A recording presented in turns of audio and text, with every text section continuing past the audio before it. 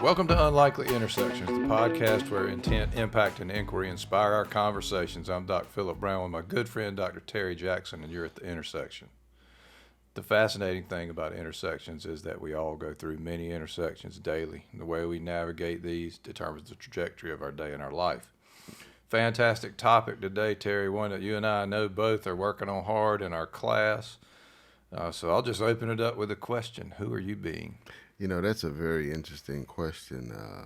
We always kind of seek purpose and who we are, and why we're here, right? But on a day-to-day basis, we don't really ask ourselves. It takes some kind of event, something to kind of trigger that question, But with the class we're taking, is something that we think about on a day-to-day basis. Who are we being? And man, it takes you deep. The challenge that I know you were the first one who mentioned it to me. This was some time ago, prior to the class, and you had talked about being exposed to Dr. Rao, and that was the question, right? Sometimes it's not, be this, be that. It is just be. And I sort of started exploring it at that time, and it's really a fascinating thing to contemplate.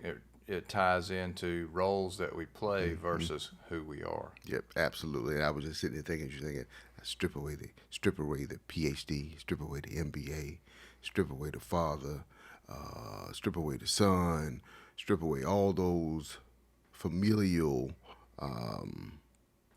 relationships and friends and all that kind of thing. That at the very core, who am I? Who am I being at the very core, right? What is it that consists? What makes Terry Jackson? And probably not even Terry Jackson, because that's a role too, right? This human being that's sitting here. What makes this human being what it is?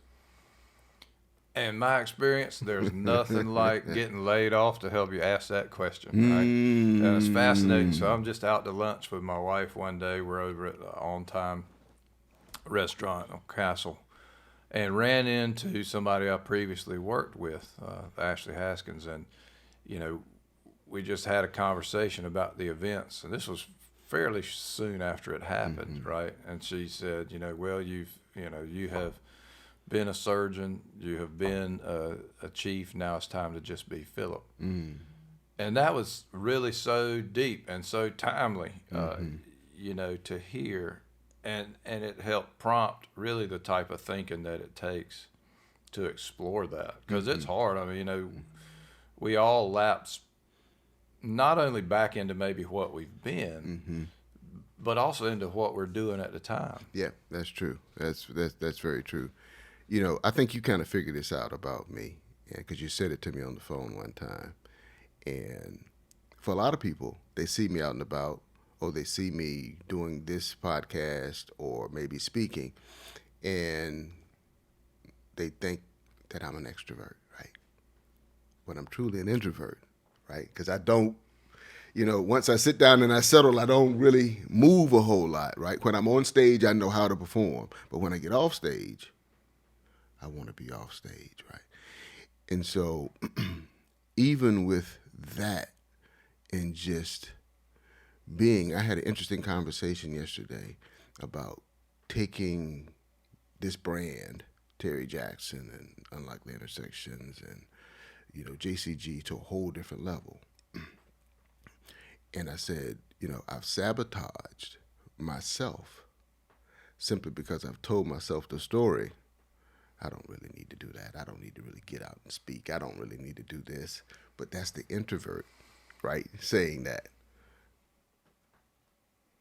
And so I need to be the extrovert more, right? But those are still roles, right?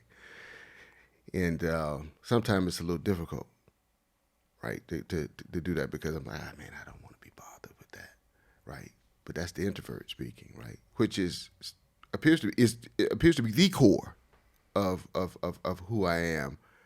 But the role is knowing when to perform and how to get up on stage, and then to do well when you're on stage. I think when I walked in, I sat down, I said, "Yep, show up and perform." Right? I got here maybe 2 minutes before we went on live. Right? I said, show up and perform. So hey, it's fascinating because we. Well, a lot of our current groups, certainly the people that are in our class, MG 100 in general, sometimes is geared toward more, scale bigger, and I think, certainly that's one option. Doesn't necessarily even mean it's necessarily right. That's part of the exploration too, because I know, from previous careers, one thing I know is that whatever you're doing can take too much of you for your own good. And, that's one of the human paradoxes is more versus enough. It's like, yes. when, where do you choose to draw that line at any given time? Because there's no doubt that as you do good things in the world wants more. Yes. And you can only effectively give so much of yourself to any type of task or venture, right? You know better than anyone, having been an executive in the healthcare system, and being in the community outreach that you're in. Everybody wanted a piece of Dr. Philip Brown for whatever reason, right? And so you gave so much of yourself to everything. It was like, I'm sure you had to ask yourself, when do I say no? Which is important. And I know a question was asked the other day about me. Am I spreading myself too thin? I'm like, no, I don't think that I am, because I have so much going for me. I'm at a point where, hey, it's next level time again, right? And so how do I do that? But I first have to understand who I'm being before I can decide to take those next level steps. It's true, and that whole thing about you almost can at times feel picked apart when you have so many, and for me, it was even more so in practice, and even more so to a certain extent in training, where it's all encompassing at that time, 100+ hour weeks and all these kind of things. And what I found, and it's easier to find it looking backwards, you can't usually see it when you're in it.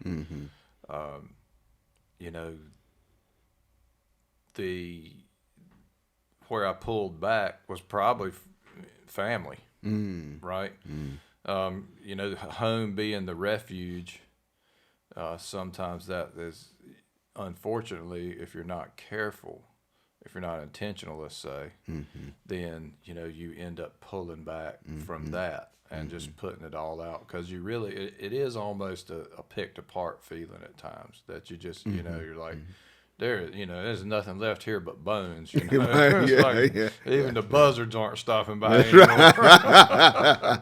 Yes, that's right. And that's funny, because in your mind you're telling yourself, I'm doing all of this for my family, right? So I'm giving for my family so that my family can have, they can do, they can relax, they can have the comforts of life. But at the same time, if I'm always away, there's nothing or very little for me to give when I'm there. It's the refuge, right? So the refuge means I'm going to sit back, I'm going to look at some basketball, I'm going to look at some football, not a whole lot of conversation, interaction. I'm going to take some naps, all those kinds of things, because you're giving so much away from. And if you don't draw those lines of who you're being, everybody will take advantage of you. Yeah, it's it's important to understand that we can be a lot of different things. They're roles, right? In fact, and I may have talked about this in a previous episode, I can't remember. I've told a lot of people.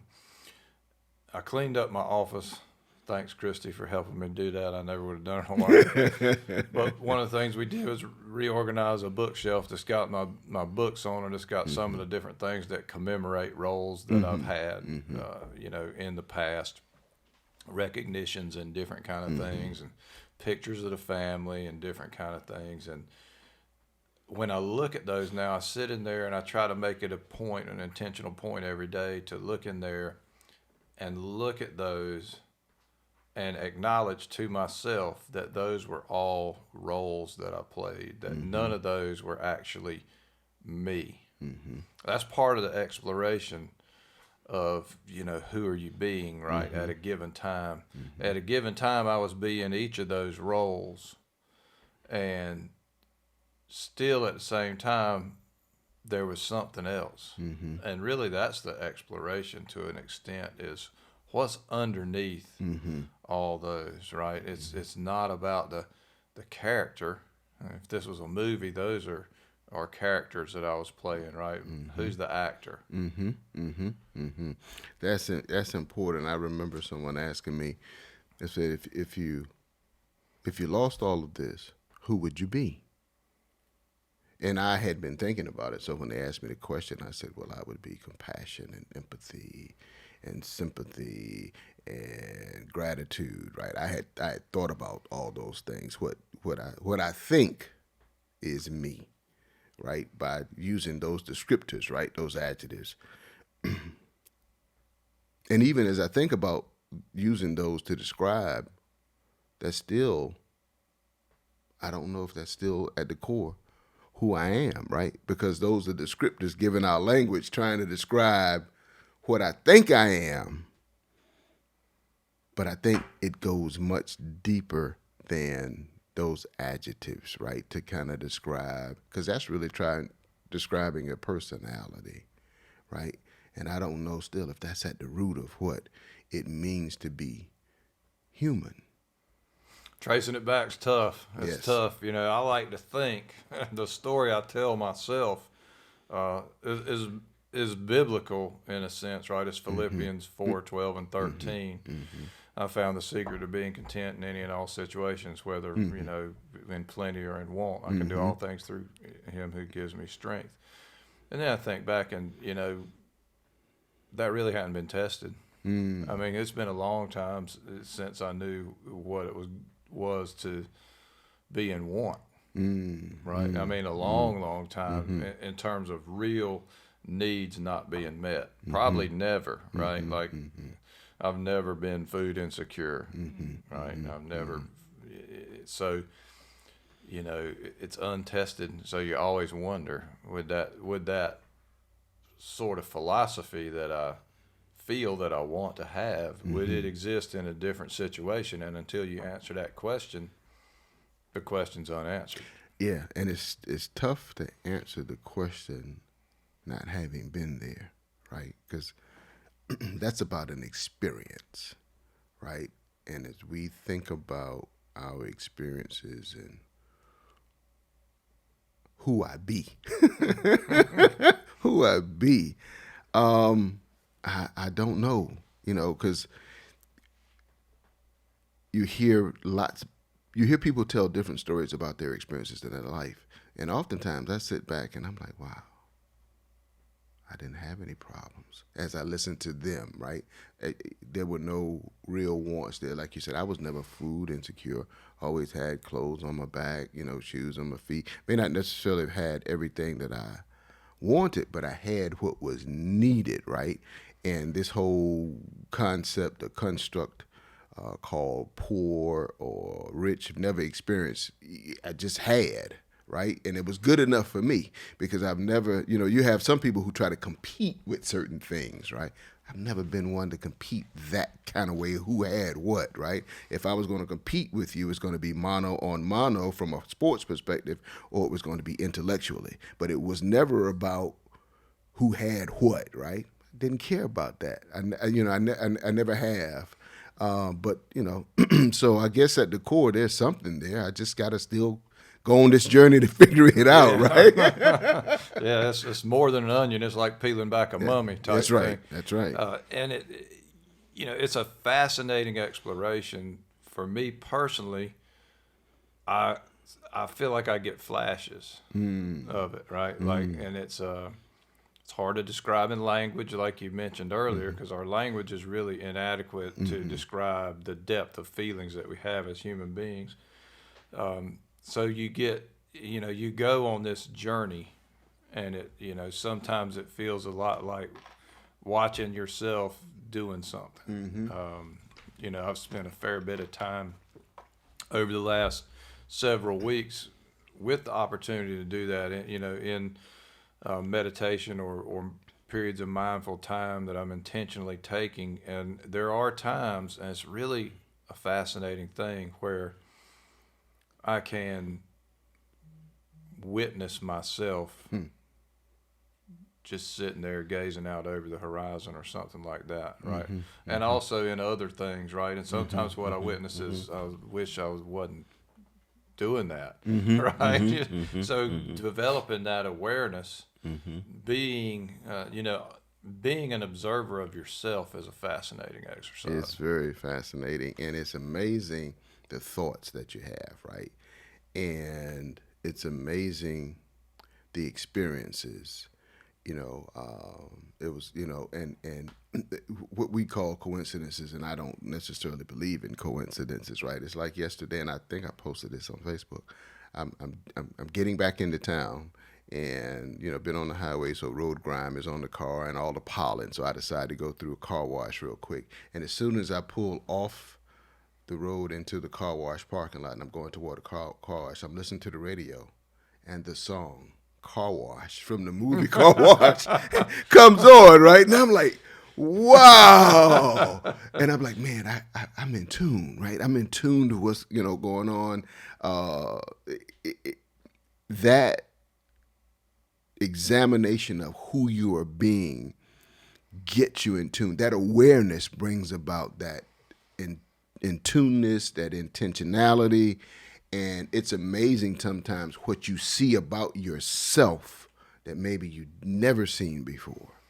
That reminds me of my layoff story, right? I mean, after being escorted out of the building, on the day I got laid off, I got in my truck, I turned it on, and the song that came on the radio is the REM. It's the end of the world as we know it, and I feel fine. That's right. That's right. Is this really happening? Yeah, that's right. It's amazing, man. It really is. And I think too many people operate on the surface, right? And I don't know if it's lack of courage. I don't know if it's fear. I don't know whatever it is that doesn't allow us to, on just a regular, consistent basis. If no one says, "Hey, let's take this course called CPM and let's really dive deep," very few people dive deep. Well, it's hard. I think, to me, there are two things. One, and you mentioned fear. I think fear underlies that, but a lot of times the other factor that we have so much of now is what takes us into fear, and that's distraction. And it's interesting. I wrote in my journal a while back, distraction is the enemy. And even working on it with my kids now, who are at different levels of finding out that the social media to a certain extent is so distracting, and then they figure out how to restrict themselves a lot of times from it and everything, and how it gets in the way of other things they're doing, whether it's a school related task or extracurricular. But I think the distraction piece is something that we have to understand a little bit better, because to the extent we get distracted, and now what we see in so much of the mainstream media, social media, all that distraction takes us straight to a fear space, right? We are humanly geared to be afraid, because being afraid is what causes us to take action to be safe. We can either fight, that whole fight flee, or flight. Yep. Or freeze. Yep. And so we're geared toward that for our own safety, and we're basically being exploited on a day-to-day basis, mostly for money. If it bleeds, it leads, and all these kind of things. It makes us not understand all the good things that are going on in the world, which are way more than the bad things. That's right. If That's there right. is a good and bad, That's but right. you know, so That's right. I agree. There's something I thought of earlier. I saw one of our peers in the MG 100. I think there was an article around complexity of the mind, right? And I was sitting there thinking as I was reading, I was like,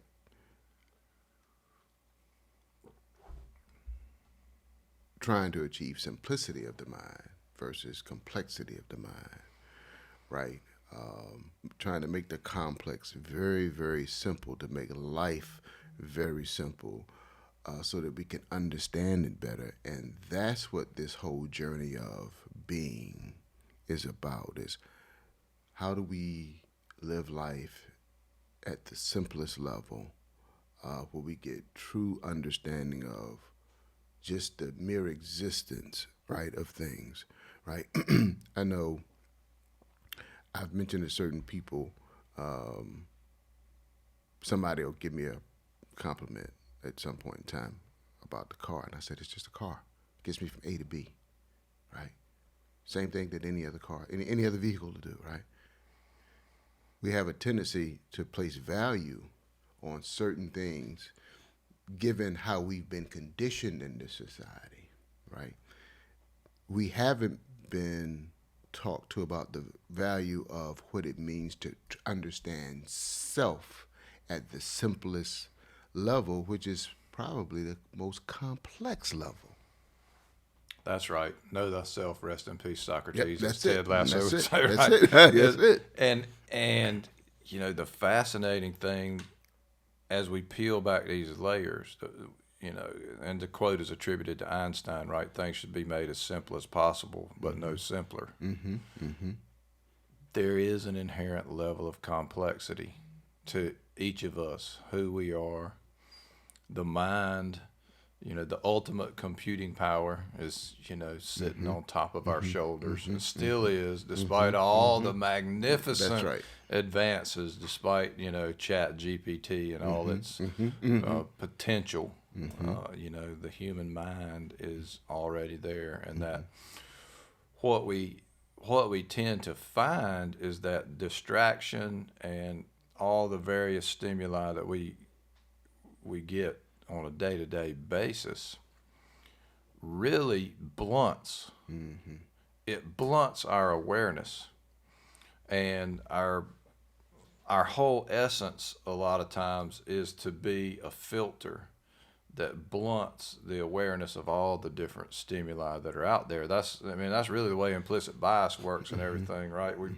We've created these systems of filters for ourselves to reduce the incoming stimuli because it's more than what we can handle.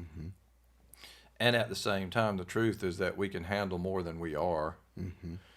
We're just basically progressively training ourselves to handle less in our own, you know, in our own perceived self-interest, which at the end of the day is probably not what's best for us.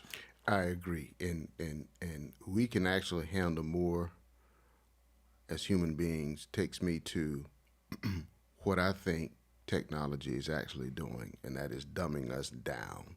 You know, I think about the times of sitting in class, statistics class, not having a calculator, but having index cards where we could write down the formulas, right?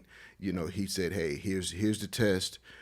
Here are the formulas you're going to be tested on. You can write them down on an index card. And as I give you the test questions, you have to choose what is the right formula to solve that particular problem, right? And so I had to think, because I had to read the problem and then make the choice, what's the best formula to solve this problem? Because if I chose the wrong formula, I'm going to get the wrong answer, right? So that means I had to go through a thought process, right? Not only that, once I chose the wrong formula, then I had to plug in the numbers to work through the formula purely with my brain versus any type of calculator that we could use. So when I started hearing the kids talk about doing math on the computer, I said, well, if they're doing math on the computer, then guess what? The computer is doing all the work.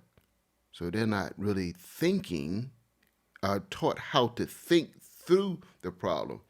It comes right back to the issues that I see today sometimes when I go to a restaurant and I give someone some money and I'm expecting my change, and it takes them 15 minutes to give me the change back, and I can see them verbalizing to themselves, trying to work through the calculations of how much change to give me back, and the computer is sitting in front of it. And I'm like, what are we doing to ourselves as human beings when we're not using the greatest computer given to man, which is that gray matter that's between our ears, right? It's dumbing us down, and that's what this thing called technology. Not to say it hasn't done some great things for it, it's humanity. It has, but from a thinking perspective, it doesn't encourage that. Yeah, it makes you wonder. So how do you get back to being that cognitive element, to being that level of awareness? Mm-hmm. You know, what does it take? I mean, I don't know the answer, but that's the question that came to mind whenever, you know, as you were working through that, because we do see it, and it's fascinating. We find ourselves in this world where knowledge is just growing by leaps and bounds. You know, I know for a fact medical knowledge doubles about every 70 to 75 days, and when you think about the just the pure volume of what's out there and what that means, you know, because you know, in 70 days it's doubled. Well, then in 70 days it's doubling again from the double. That's right. And so it really it becomes, the level of knowledge that's out there is not masterable by anybody, but principles, you know, the critical thinking piece still has to be mastered actually by a lot of people in healthcare, for instance, on a minute-to-minute basis, because that's what saves lives and helps get people healthy again. Yeah, I thought fundamentals. What are the fundamentals, right? And then you build upon that, and what may enable some of the mastery that you're talking about could be pulling away, right? Taking the time to pull away from people, gadgets, society, clearing the head on a regular basis, right? You know, going off into nature, you know, because nature is the greatest teacher. Going off into nature and just enjoying a good walk in the woods, right? Or down on the beach, for some clarity, right? For some real thought, and I think that probably that will allow clearer thought when you just get away from it all, for those who can, or whatever refuge. If you can't get away that way, but you have the ability to just sit and to be quiet and to be still, right? Just to be, right? Just be, and you know that takes a lot of work because of that mental chatter that's constantly. Oh yeah. Yeah. Oh, that's, you know, Pascal, I think, you know, all problems are related to man's inability to sit quietly alone in a room. That's right.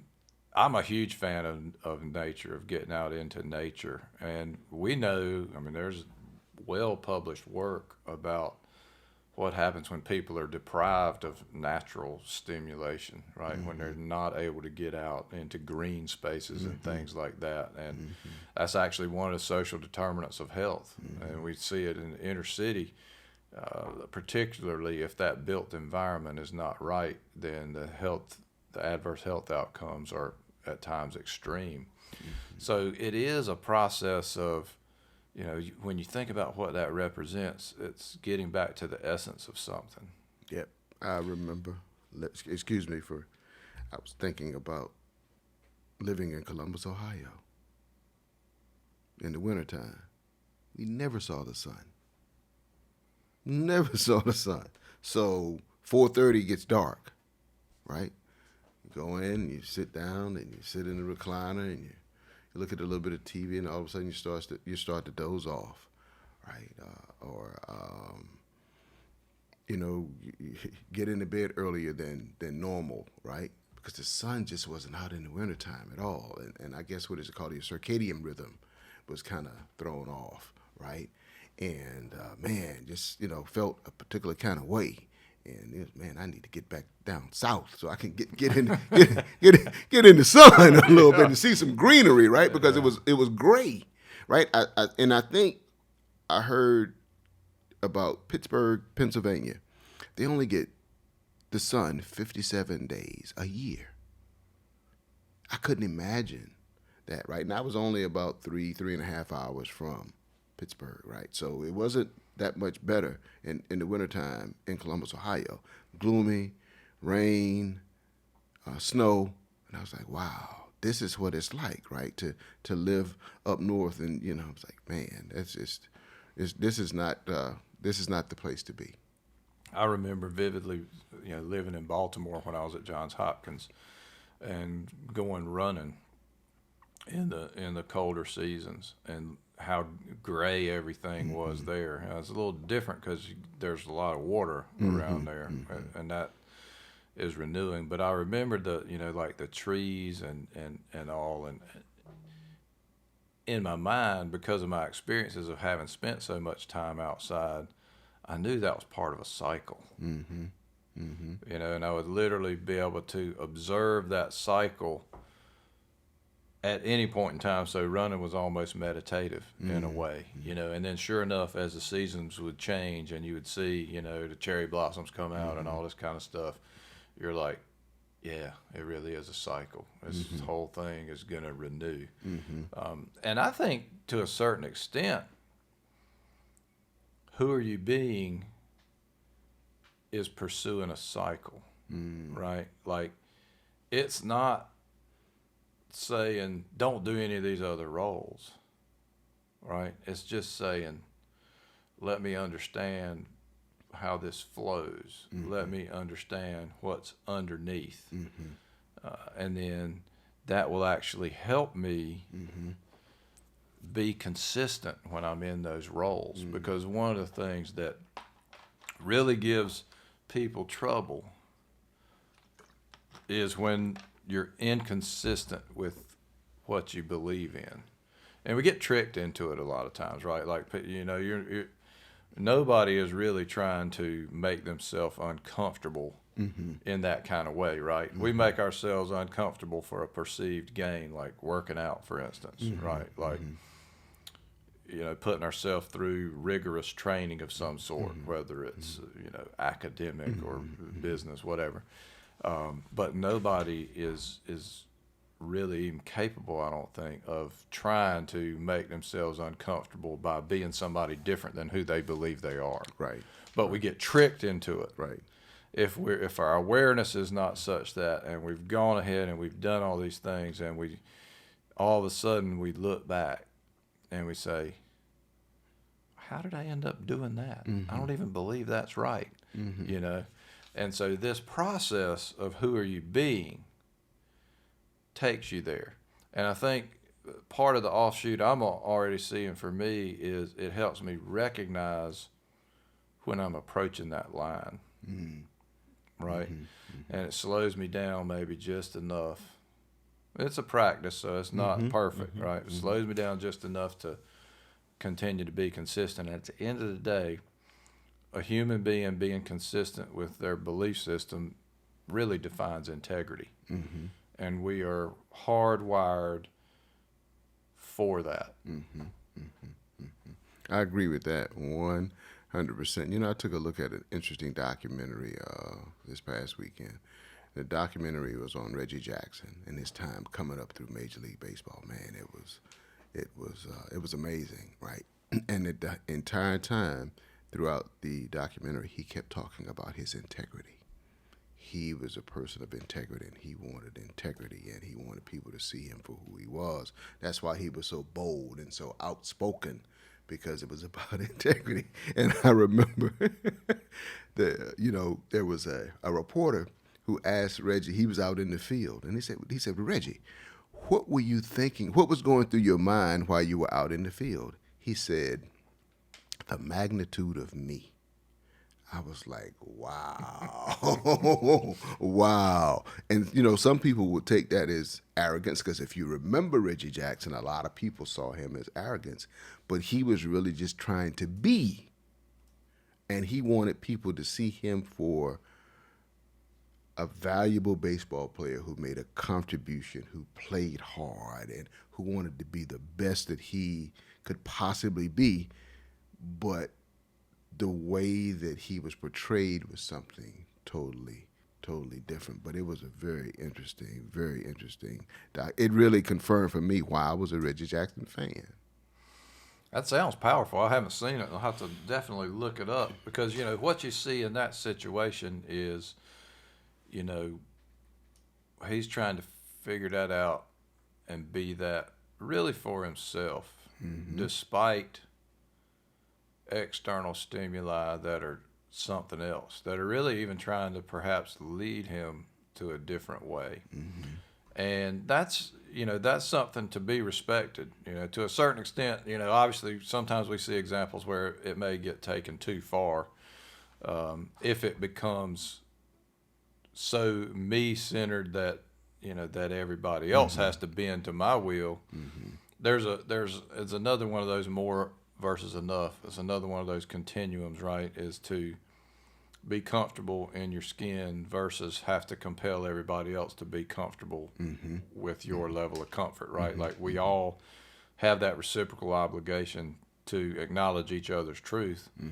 To me, what you're describing is his quest to be acknowledged, and we can go down through history where people really, many figures, really that was their quest. And it's interesting, I think a lot of times when we get into various conversations, and sometimes DI&E conversations make this mistake, right, is that you can't judge people based on what they did based on what they knew at the time. Right. When times were different, knowledge was different, understanding was different, behavior would have to be different. I would say that's even more important at the individual level in many respects, right? Because one of the most important things I can do is to forgive me for mistakes I made when I didn't know better. Right? And because over time I increase, hopefully I grow. I figure out better ways of being, better ways of doing. And when I know better, I can do better. But until I know better, it's almost impossible to do better.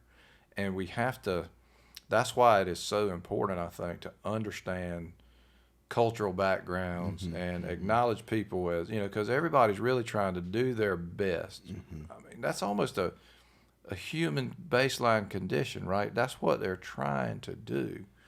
It has to do with exposure to a certain extent. And then after that exposure, you know better, you do better, whatever that is.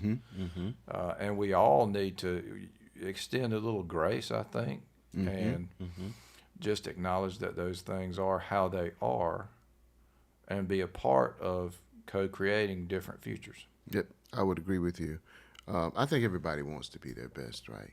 But as you said, exposure, experiences will help kind of dictate what best is, right, for everybody. Because best is going to be different for everybody.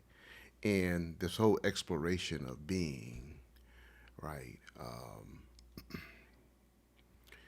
we conditioned and trained in our educational system around everything else but us, right? We get into the whole psychology piece of it, right? But we don't really get into how that relates to us. We start talking about all these other guys who are doing these experiments, and we don't get into, I'm sitting there as a student, so what makes me me, right? How can I tap into that so that I can be the best me that the world needs? Because that's what we should, in my opinion, try to be doing. How can I be the best me that would help optimize the world being a better place, right? Whatever that is, right? And Well, I'm a firm believer, in leadership and really in life. All the work is self-work, right? Because you can only bring, the absolute best you can do is to bring your best self to a given situation, right? And that's going to vary from time to time. You might be sick, you might be, whatever. But that's the optimal thing you can hope for. But you can make that best better too. And so when you do that self work and you have a better, it's just like having a better player to put in the game, right? All of a sudden, your whole level of performance goes up. And that really kind of leads me to this question, which I think is an important one that we see played out in corporate America every day. How does the question, who are you being, apply to companies? Yeah. That's an interesting question because I have talked to a couple people who say that organizational culture is a myth. And it's a myth because as each and every individual gets better, the corporation becomes better. So it becomes better one person at a time, right? As I improve my skills, whether it be hard skills or soft skills, then the organization becomes better because the organization is made up of groups of individuals, right? And I was like, that's an interesting way to kind of look at it being a myth because you have all these individuals who bring these specific talents to come together as an organization. And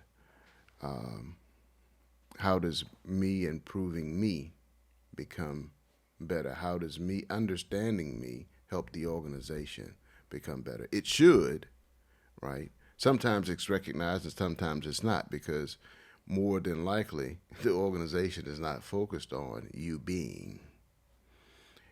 They're focused on the role that you're supposed to play as an employee. And your being is something totally different, right, to the organization. Or be the trait and characteristic that we need for you to be in the role that you're playing within our organization. That's all we want you to do. It really kind of takes me down a track of the failures of management that we see a lot of times, right? A lot of times that manifests as micromanagement and different kind of things because the phenomenon you're describing is an individual, becoming their best and as a result elevating the entire performance. And that certainly is critically important, and organizations need to make sure that happens by providing the training and all these kind of things for the people. And that's really, really important. In general, though, one of the things that really helps is values. If these companies have values, that really basically, that lays out the playing field, if you will, and within that playing field, there has to be lots of autonomy for people to do what they alone are best qualified to do. We get that wrong so many times, and we see it so many times where it becomes too prescriptive, and as a consequence, performance doesn't become what it could be. And it's tied to a lot of things. I think a lot of times compensation structures are tied to it. Managerial people that have big portion of their compensation that's incentive based help set goals that they know are reachable, and they know a way that will work to get there. They hit that compensation, they get rewarded, but the performance hasn't reached the level it could because the way they knew they could hit that goal sells short what's actually possible because the people closer to the work would know better ways. It takes guts. or courage, as we would say. Yeah. It takes guts to Yeah. let that happen. Mm-hmm. But it's also one of the greatest ways to honor somebody Mm-hmm. is for someone who is higher in the organizational hierarchy to just be quiet and let the person handle the task. And when that happens, you get this elevation of performance. It kind of reminds me of Gary Ridge's philosophy and Ken Blanchard. His book Gung Ho and several of his other books, they really describe what that can look like in action in organizations. And what we see is fear holding that back a lot of times, right? I think last week when we came in to do the podcast, we walked in, and it was after Miami basketball had defeated someone, right? And there was I guess after they won, talking to the coach, and you said it when I walked in. You said, train them and trust them. And that's kind of what you're talking about. Exactly. Right? You train them and you trust them to do the job that you hired them for, right? You sit back, you're quiet, let them figure it out, because you have to have the confidence in you trained them well. You know they were intelligent, so let them do what they were hired to do. Yeah, that's what we see. I mean, so much of the time now. I'm sure it's in many industries, but I'm most familiar with healthcare. Mm-hmm. All the bureaucracy that has existed, and the sort of I'll call it the awkwardness with which technology has been introduced into the field in ways, particularly the electronic records and things of that nature, and hopefully not artificial intelligence. I hope it'll be deployed better. History will tell. Mm-hmm. But it has taken away to a certain extent people's ability to do what they believe is best for the person right in front of them. Mm-hmm. And until we figure out how to fix that, to reinstitute that, we're going to struggle. And, here's how you hear it manifested in management circles. There's no critical thinking. Mm-hmm. Well, you've taken it away, Mm-hmm. right? Mm-hmm. I mean, and so it's it goes back to the trust piece, right? Mm-hmm. You trust them that they've been through this training to get whatever credential. Mm-hmm. They've been through your organizational orientation to hopefully understand the values. Mm-hmm. So at that point, you really have to trust them and let them go. And there's a monitoring process that goes. I mean, that's really what your goals are for. Mm-hmm. Your goals and your metrics are the monitoring process that tell you, yep, well, we really knocked it out of the park this time, or didn't quite get there this time. Let's reevaluate and get it better next time. And, so often, that's another Dr. Raoism, right? We've made the goal become an outcome that we're fixated to. That's right.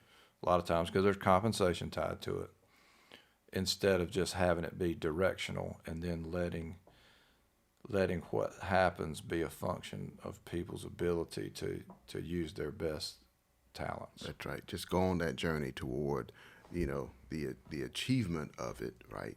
But you may not necessarily get there. You don't know where you're going to end up. But the only thing that you do know you can control is your journey toward it. Like you said, it's just something to shoot for, knowing that you may fall short or you may exceed it. But the journey is where all the learning takes place, right? As you're going through the process. That's right. Well, I think we've answered the question in one regard today. Who are you being? We're being podcasters. Yes, that's right. Right. But we're also being seekers, hopefully, of wisdom, and hopefully we're growing, and hopefully we're helping our audience grow a little bit. And we really appreciate our audience for listening to us. If you'd like to check us out, obviously you can find us here on Facebook, also on YouTube at Unlikely Intersections, or our website, unlikelyintersection.com. You can find me at docphilipbrown.com or on LinkedIn at Doc Philip Brown. And Terry? You can find me on LinkedIn, Terry Jackson, PhD. You can find me on Facebook. We appreciate you listening. And please go to our YouTube page and like, comment, and share. We'll see you at the next intersection.